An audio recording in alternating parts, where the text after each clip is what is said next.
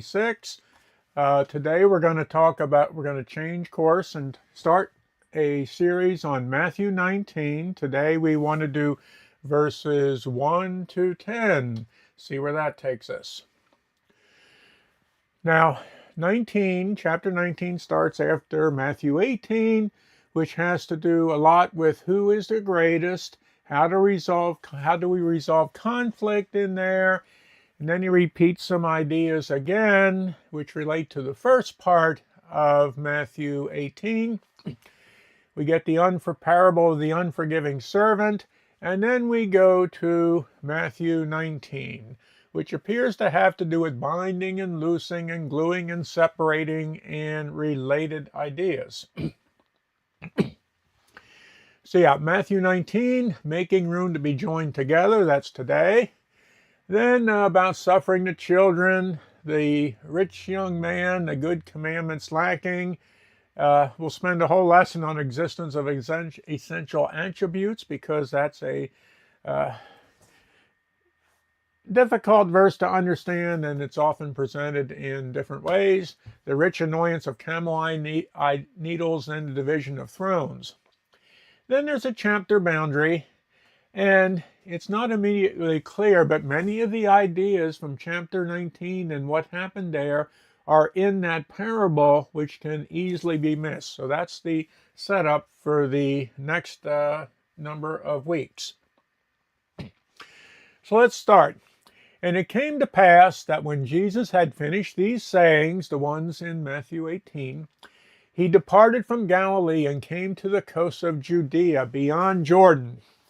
Now, I found this nice little map online, and the whole idea is that beyond Jordan, when you think of the coastal areas, you think of the Mediterranean, but it's actually beyond. It's the areas, not the coast.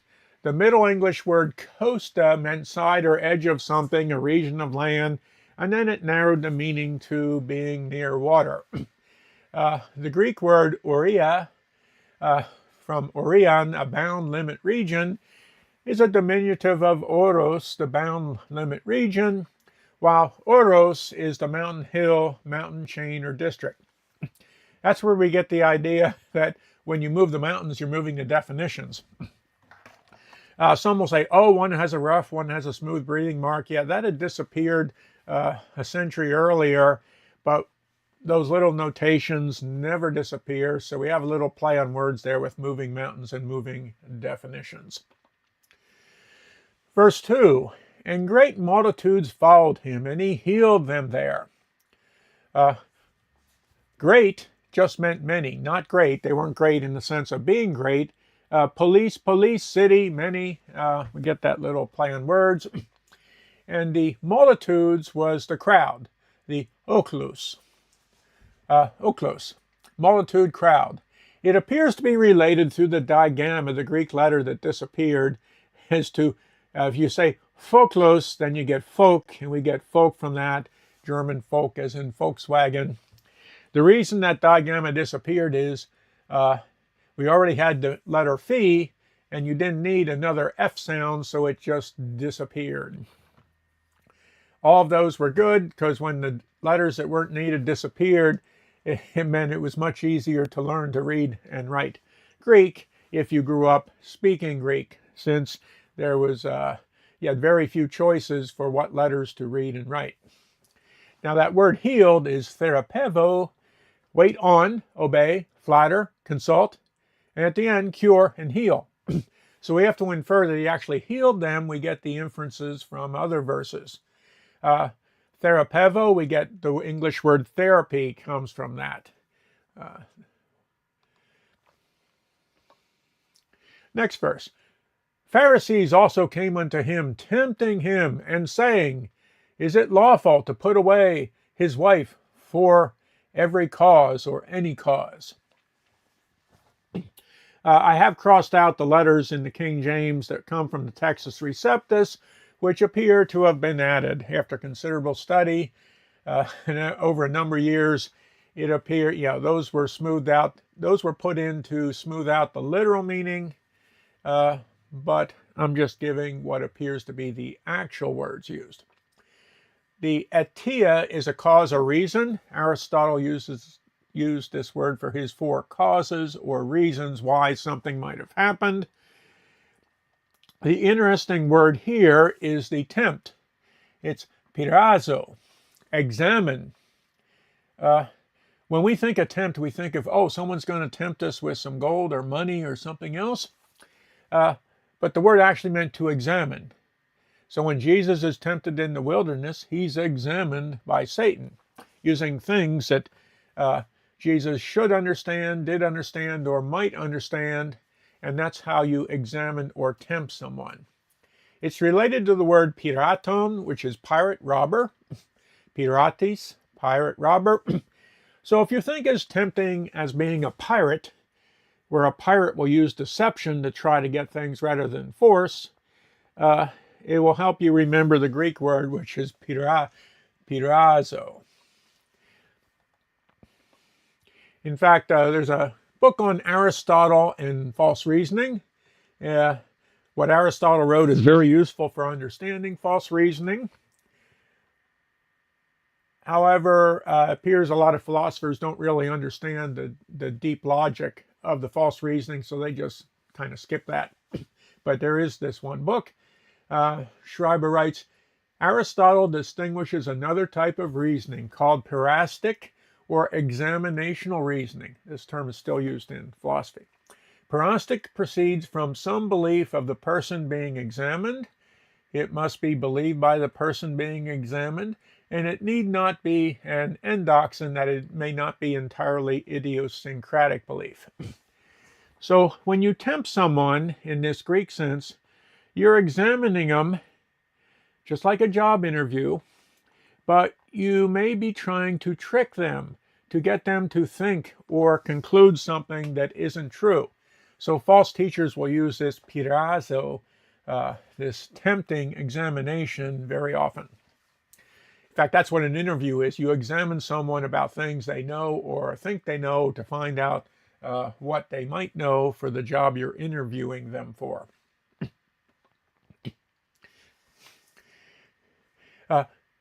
Let's go back to chapter 4. Then was Jesus led up of the Spirit into the wilderness to be tempted, to be examined of the devil. We also get in the Lord's Prayer, and lead us not into temptation, but deliver us from evil. What does that mean? Is he going to lead us into temptation? No.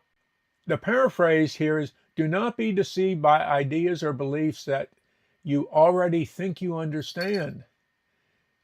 You're trying to be tempted. You're trying to be tricked and help move us or flow us, not deliver us, away from being oppressed by others or oppressing others or even oppressing ourselves with toils, the evil, the toils, oppressions based on those deceptions. So there we have that word, and this is what the Pharisees are trying to do. And Jesus answered. That word answered is really important because a number of places he says answered, and you have to go back and look, and the translations don't actually show you the questions. And he answered and said, have ye not read that which was made from the beginning made them male and female? For this cause shall a man leave father and mother, and shall cleave to his wife, and they twain shall be one flesh. Wherefore, they that are no more twain but one flesh. What therefore God hath joined together, let no man put asunder. And we'll pick apart these verses. Have you not read? We've seen that elsewhere with the Pharisees. Do you know any people, like some pastors, who refuse to admit that they do not know something? They apparently have read and understood everything. After many years of very deep computer science work in theoretical areas, when I've a number of times made an observation, and the pastors who have no idea what I'm talking about act like they actually understand everything. Makes you wonder, do they actually understand other things they say they understand? Now, these verses are from the Sermon on the Mount. We're going to come back to that. He said to them, have ye not read that he which made them from the beginning made them male and female? Now, the Textus Receptus uses the word made. They put that in. The Greek word is having created. We get the two words, pieo, make or create, We get the word poem from that because a poet was someone who makes things with words. And for some reason, the Greek came through as that being a poet. Ktizo is to people, to found, to create, produce. So a way to think about in the Greek is that the Creator from beginning, male and female, made them. When I do this, I often put the words in the Greek order. They're not actually in the English because otherwise you're making assumptions. Now those genders of male and female are digital yes or no values with no in-between values. Now about 1953, it was discovered that there's a DNA code. Every person has about 6 billion bits of digital information in each DNA strand. And you have about 1 trillion cells in your body, each with at least one copy of that information. That's a lot of information. Now, what is called gender change produces superficial changes in appearance. It doesn't change that underlying DNA. Those billions of bits are still the same in each of the cells. So it's a digital yes, no. Now, the DNA code has those 4 nucleotides, adenines, cytosine, thymine, guanine, and they make up those, 6 billion bits, or half that, 3 billion nucleotides. And they form 3 by 3, you can't see it real well, there's the 3 by 3 on the right, 64 instructions. Those 64 instructions code for amino acids. There's some redundancy for limited error detection and correction. There's some start and stop codes. So it is a digital code that has a lot of bits in it. So he made them from the beginning, male and female. Like Aristotle says, in order to get to the root of deceptions and what's actually being said, you have to define things. And right after that, after Aristotle says you have to define everything, he gives a definition of a definition. And in doing so, you use other words, not the same ones. So the ancient Greek is arsin, male, masculine. Arsen today in modern Greek. The Latin word was masculum. Masculine we get from that. Thelis was female, feminine. Theli, the modern Greek, and feminine, female. So we get that, male and female. Now, there's a literal meaning to what Jesus says.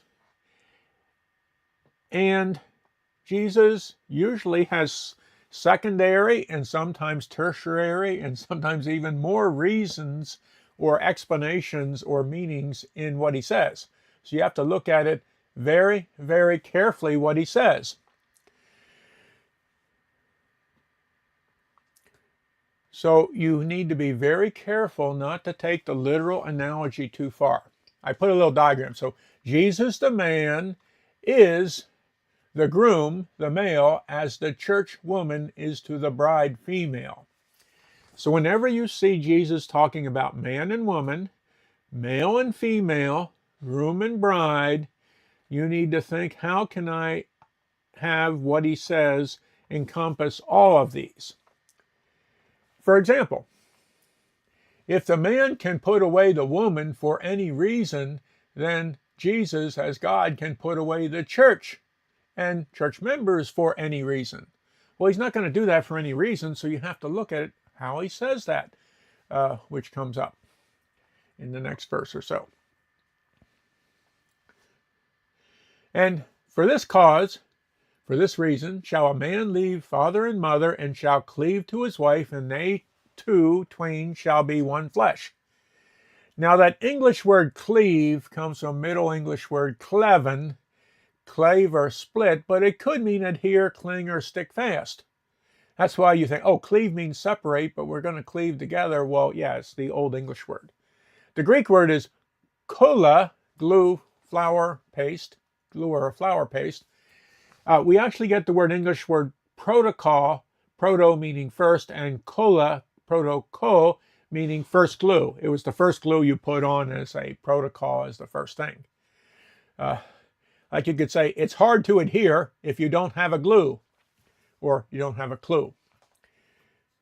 So cling or cleave. Now Barnabas, the Episcopal Barnabas, didn't make it into the New Testament, makes the observation that one should not be glued to sinners. Now some translators, they appear to want to distance Barnabas from having good things to say, so they say you shouldn't associate him with sinners when Jesus associated with like Zacchaeus. But it just says you shouldn't glue yourself to sinners. Let's look at that. Barnabas, he's talking about the behavior of birds. Neither shall you eat, and he says that they were given these rules that had a figurative in addition to a literal sense, and the Hebrews, they turned it into just the literal sense and ignored the figurative meaning. Neither shall you eat the eagle or the hawk or the kite or the crow, birds, these birds. You must not, he means, associate or even resemble such people. That associate is actually kulathisi. It means don't glue yourself to those people who do not know how to provide food for themselves by labor and sweat, but lawlessly plunder. That's arpazuzing, that's the word for rapture, to swoop down and take up other people's property. Indeed, though they walk about with the appearance of innocence, he's talking about the religious elite, akariosini, they are carefully watching and looking around for someone to rob in their greed, just as these birds, ornia, is that we get ornithology from that, do not provide food for themselves, but sit idle and look for ways to eat the flesh of others. They are nothing more than pests in their wickedness.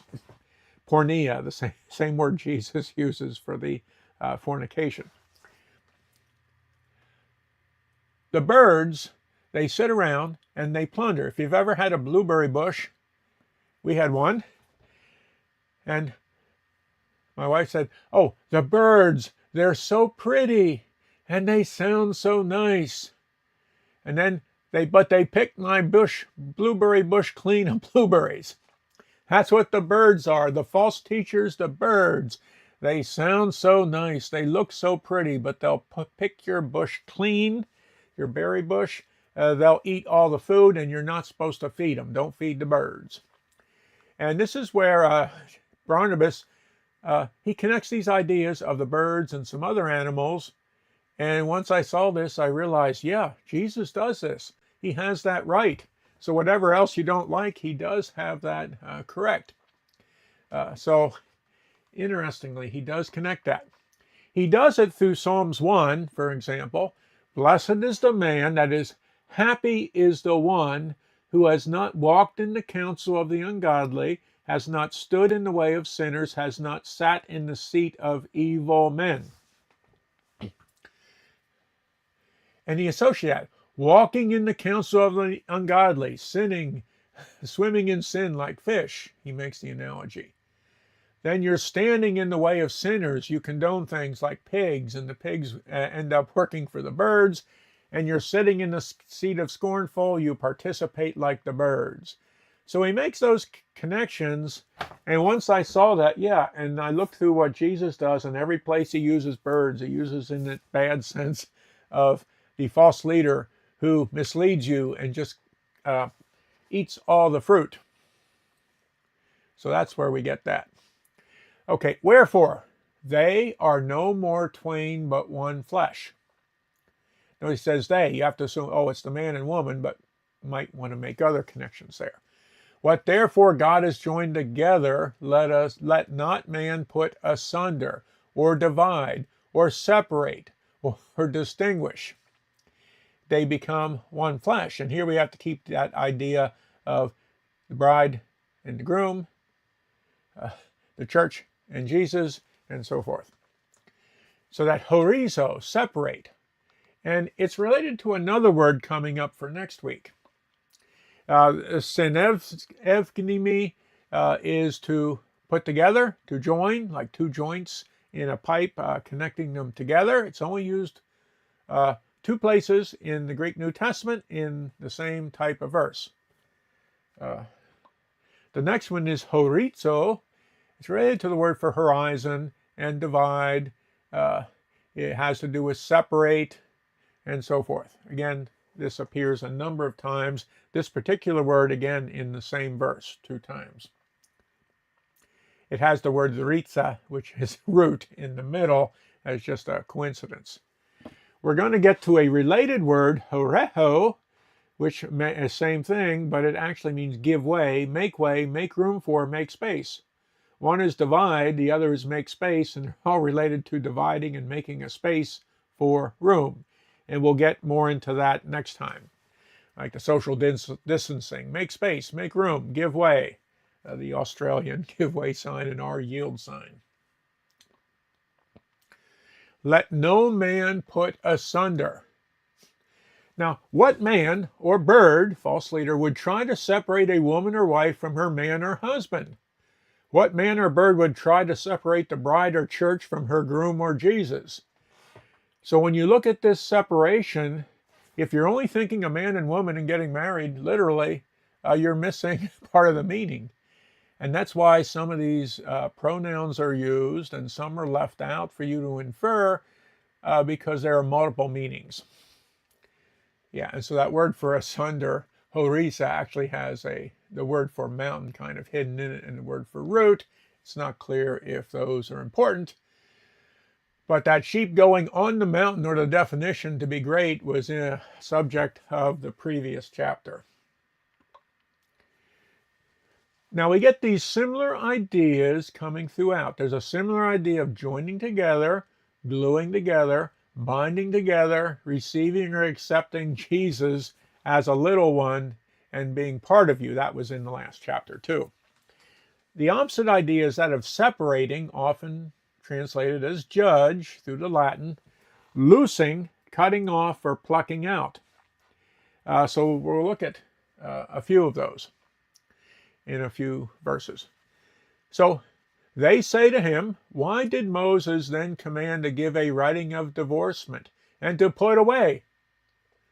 What are they putting away? Well, Textus Receptus adds her.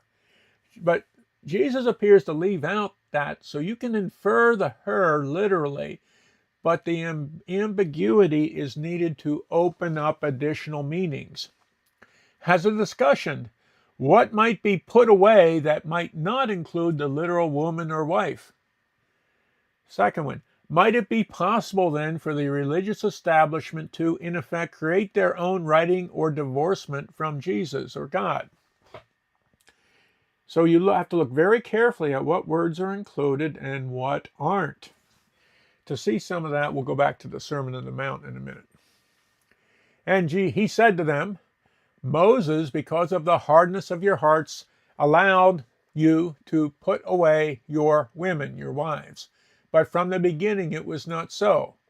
That hardness of the heart is sclerocarthean. Now, carthean is cardiac heart. Sclero is like a hardness. So arteriosclerosis, we get the sclerosis. The sclerosis is the hardness part, where we get that in the modern medical term.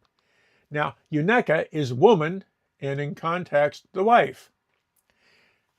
Now, does each religious leader have one wife or many wives, gods or idols? So the ambiguities here, why is he using the plural singular, not def?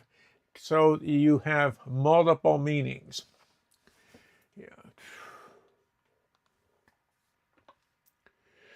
Now, the Textus Receptus adds a word here. It says, put away his wife, except it be for, that except word, if, is not in there. It's just not. It's not for fornication.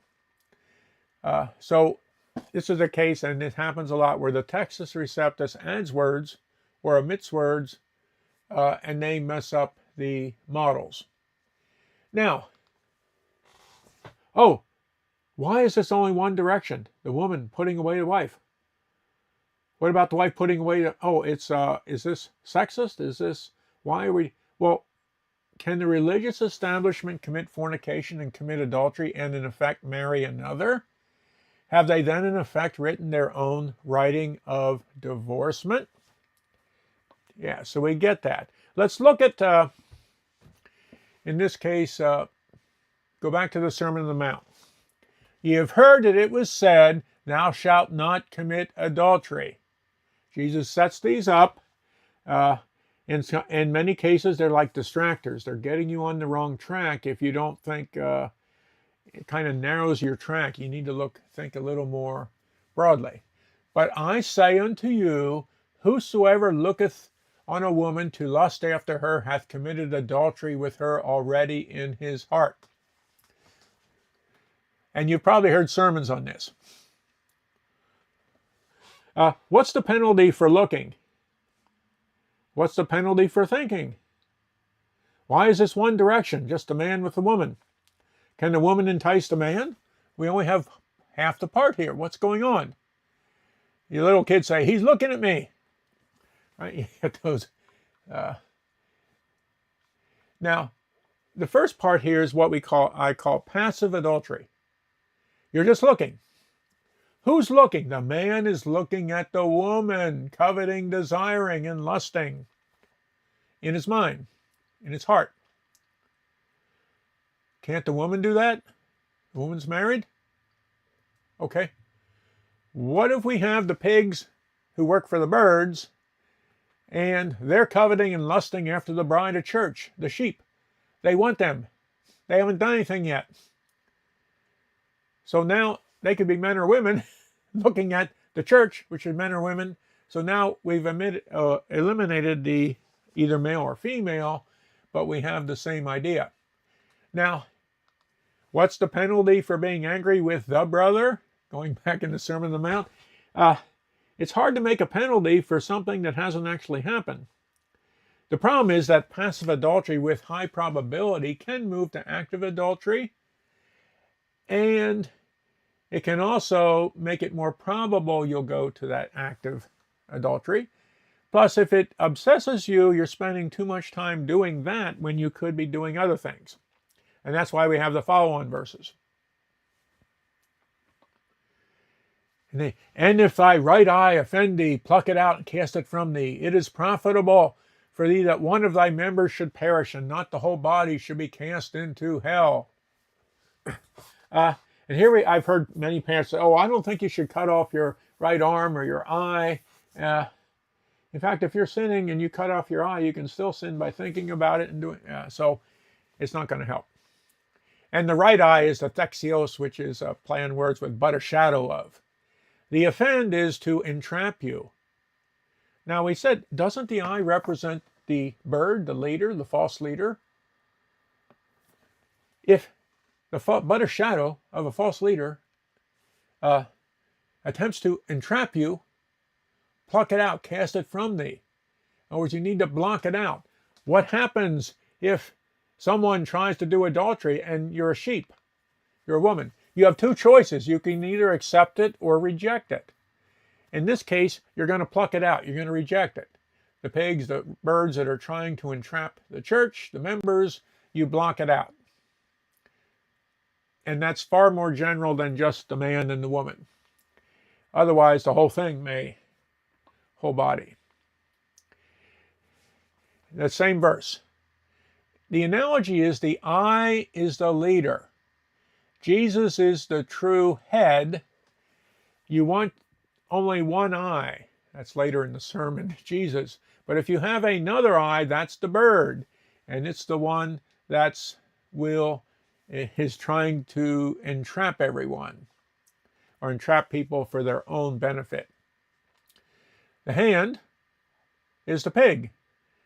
And that's the kyros. There's a play on words with the little pig because the hand and muscle are the hand, and the pig in Greek are very similar play on words. Then you have the foot and the fish. They're the ones in the sea and the world. And the hairs of the head, the hairs fit the believers. The head is Jesus. The believers of Jesus are all numbered. Knows every one. They're black and white, and in Revelation there are only white hairs left. So it's a model, but models are more than just an opinion, and it fits together pretty well. George Box, statistician, said, all models are wrong, but some are useful. You can find a problem with any model, so if you don't like the model, find a better model. Yeah. And so when he says the whole body cast into hell, I always think, are you better together or bitter together? Because you'll hear the bird saying, oh, we're all better together. Well, are we bitter together? Uh, what if we all accept the wrong thing and we all get cast into hell? We're better off to just block out and ignore the ones that tell us to do something that's not right. So we get that analogy. There's a lot more when I did that, but this is just a summary. Whosoever shall put away his wife, let him give her a writing of divorcement. We have that again in Matthew 19. But I am to say unto you that whosoever shall put away his wife, saving for the cause of fornication or reason, causeth her to commit adultery, and whoever shall marry her that is divorced committeth adultery. And here we get that. We have the diagram there. And you're thinking the man and the woman has committed adultery. What about the man? What if he does something? Let's look at the more general sense. Jesus is the head or the groom. He's married to the sheep, the hares, the bride, the few. Or actually it's many, but we'll. And if the birds or the pigs entice the sheep to go with them, then they become, we'll call them goats, the harlot. They're in the house, a house of sand, a house of man. And they now, the husband, the Jesus, can give them a divorce or a separation. But in this case, Jesus isn't going to do that. He's not going to separate you from himself. You've heard people, some say, oh, nothing can separate you from the love of Christ. Well, Paul says you can separate yourself. Some mistranslations let some people think otherwise. Jesus says it many times in different ways. Some of those get mistranslated.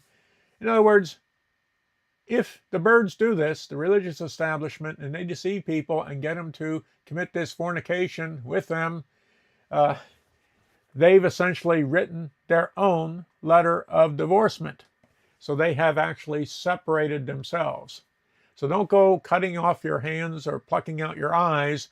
But if the birds or pigs, the hands, they come to deceive you and take it, you just do what Jesus says and you do what he said to do. So here's a build summary. Let me see. So we start with the husband and man, the wife and the woman, and there's a man who covets and lusts. Notice it doesn't go both ways. Then, they're trying to do it. One choice the wife has is to block them off. Stay married. But if the wife decides to do that and the husband can then divorce or separate her, she becomes a harlot. She's married to the other man with fornication, divorced, and so forth. That's the literal sense. Now, with Jesus as the head or groom, married to the sheep, the hares, the bride, the birds and the pigs can covet, lust, desire. They want to get that church, that members working for them. One choice is the sheep, the church, can block them, keep them, no, you're not doing that. We're just going to do what Jesus says. And the birds and pigs may get upset and have inquisitions or torture them or do other things, kill them. But if the sheep go with it, come like goats, they're the harlot, they now have gone, they've fornicated, divorced, married another. They've divorced from Jesus. They've written their own letter of divorcement. So Jesus has to word this very carefully so you let the additional meanings be there and you get deceived if you only go with the literal meaning. So we come back and I say, whosoever shall put away his woman, his wife, not it be for fornication, and shall marry another, committeth adultery. Yeah. So in Matthew 5, Jesus was talking to the disciples. Here he's answering a question. And that word for fornication has the more general meaning. Now, what happens now? The disciples have been listening, and as often happens, they get the wrong idea, and they make some apparently wrong conclusion. And again, here based on the literal meaning, they don't get the depth of the other meanings. And then Jesus will give some little answer to it, and then you got to look at that answer Jesus gives very carefully. His disciples say unto him, If the case of the man be so with his wife, it is not good to marry. What are they doing? They're taking the literal meaning and taking the consequence of that. That word for good means bring together, as in a counterfactual question. They're asking that. Should we be doing that instead? And they often ask a question based on the literal meaning, and then Jesus gives an answer, and it's very interesting to delve into those answers Jesus then gives. We'll be doing one next week. Symphero means to carry together, bring together. So he uses that word. So, yeah, those are the verses we just had. When the disciples ask questions but do not really understand the true meaning, Jesus often provides some enigmatic answers, and we'll see that next. So let's look at that, and we'll come back to that next week. His disciples say unto him, If the case of the woman be so with his wife, it is not good to marry. But he said to them, this is what he's saying, All men cannot receive or make room for this saying, save them to who it is given. For there are some eunuchs which were so born from his mother's womb. There are some eunuchs which were made eunuchs of men. And there be eunuchs which have made themselves eunuchs for the kingdom of heaven's sake. He that is able to make room for it, let him make room for it. Receive it, yeah. Only two places in the Greek New Testament are eunuchs mentioned. This verse, and then in the verses in Acts with the Ethiopian eunuch. It's the only place Jesus uses this word, so we're going to look at that carefully. And then they were brought unto him little children, and he should put his hands on them and pray, and his disciples rebuked him. But Jesus said, Suffer, allow little children, and forbid them not to come into me, for such is the kingdom of heaven. And he laid his hands on them and departed thence. If everyone were eunuchs, there would be no little children. So we have some issues that we're going to see what the eunuchs might mean and how that fits into what he just said. And again, thank you. That this was making room to be joined together. We talked about the analogies with our connections with the Sermon on the Mount and the divorcement and the fornication and the man and the woman and how there's a more general meaning to it.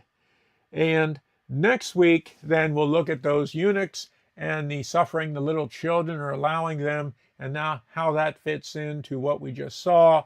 And of course, it's going to fit into what we're going to see in the future.